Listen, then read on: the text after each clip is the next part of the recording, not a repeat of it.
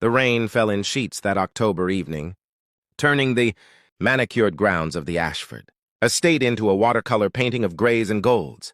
Jonathan Ashford stood at the ornate iron gates, his charcoal overcoat already heavy with moisture, staring at the woman kneeling in the puddle before him.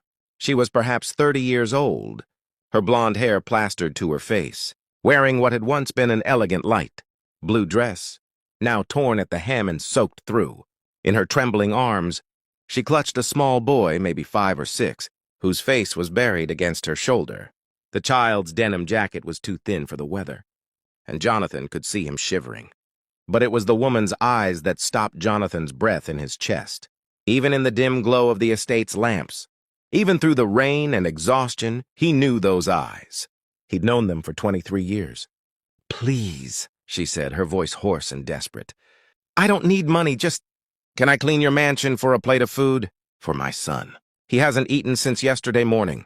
Jonathan stood frozen, his mind reeling between past and present, between the confident CEO he'd become and the 17-year-old boy who'd made the biggest mistake of his life. "Catherine?"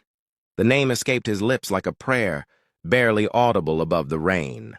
Her eyes widened in recognition, then filled with something that looked like shame. She clutched the boy tighter and tried to stand, her legs shaking beneath her. I didn't know this was your home. I'm sorry. We'll go somewhere else." But Jonathan was already moving, pulling off his overcoat and wrapping it around her shoulders. "Don't be ridiculous.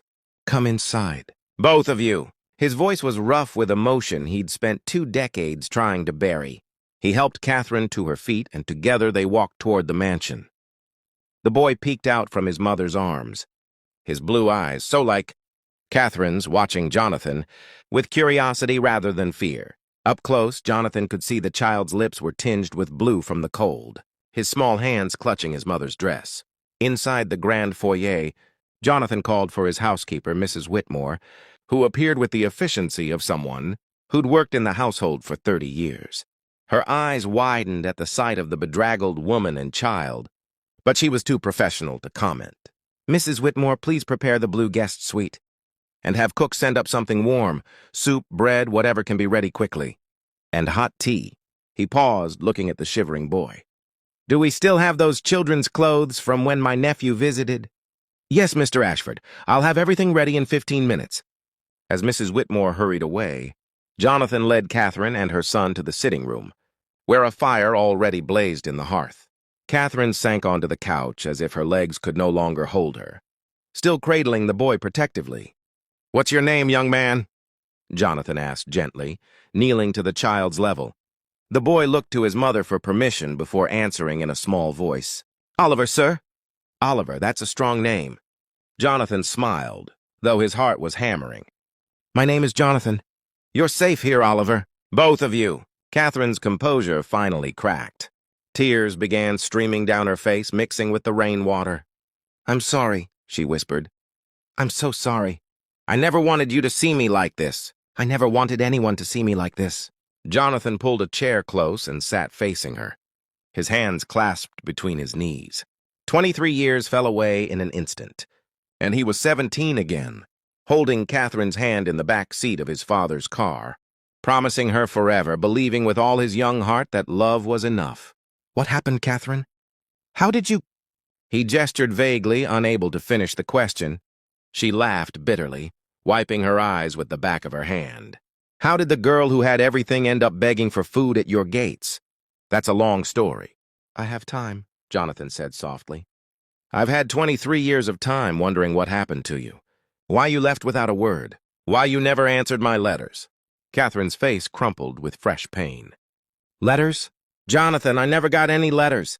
Before he could respond, Mrs. Whitmore returned with towels and announced that the guest suite was ready.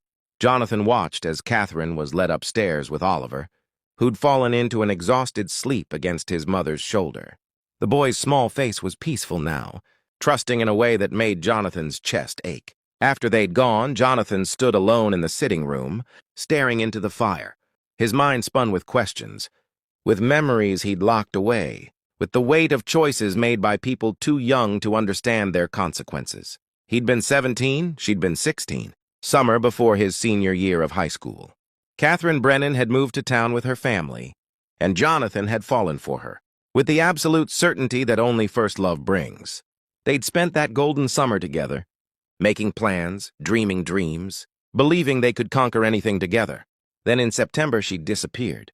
No goodbye, no explanation. Her family had moved away suddenly, and when Jonathan tried to find her, he'd hit wall after wall. Her parents refused to speak to him. Her old phone number was disconnected. The letters he'd sent came back marked "Return to Sender." His father had told him it was for the best, that he was too young for such serious attachments, that he needed to focus on college and building a future. Heartbroken and angry, Jonathan had thrown himself into his studies, into business, into becoming the man his father wanted him to be. He'd built an empire. Ashford Industries had grown from his father's modest manufacturing company into a tech conglomerate worth billions. Jonathan had married once, briefly, to a woman his family approved of. They'd divorced after 3 years, both recognizing they'd married for the wrong reasons. Since then, he'd devoted himself entirely to his work. And now here was Catherine, the ghost of his first love, soaked and desperate at his gates. 30 minutes later, Mrs. Whitmore knocked on his study door. "Sir, Mrs. Brennan and her son are settled. Cook has sent up a meal. The child ate everything and fell asleep immediately. His mother is requesting to speak with you if you're available." Jonathan found Catherine in the blue guest suite's sitting area, wearing one of the guest robes, her hair drying in soft waves around her face. She'd aged, of course. There were lines around her eyes, a weariness in her posture that hadn't been there at 16. But she was still beautiful, still the girl who'd made him believe in fairy tales. "Oliver's asleep," she said softly, gesturing to the bedroom where the boy lay curled under a thick comforter. "I don't think he slept in a real bed in a while." Jonathan sat across from her, maintaining a respectful distance. "Catherine, you said you never got my letters." She nodded, her hands wrapped around a cup of tea. "I didn't know you'd sent any until tonight. I thought you'd forgotten me. Or worse, that you were glad I was gone." "Glad?" The word came out more harshly than he'd intended. "Catherine, you were everything to me. When you disappeared, I was pregnant," she said quietly, the words dropping like stones into still water. Jonathan felt the world tilt. "Oliver," he whispered. "No," Catherine shook her head quickly. "No, Oliver is 7. This was before. That summer before I left, She took a shaky breath. "I was pregnant, Jonathan. I was 16 and pregnant and terrified." The room seemed to shrink around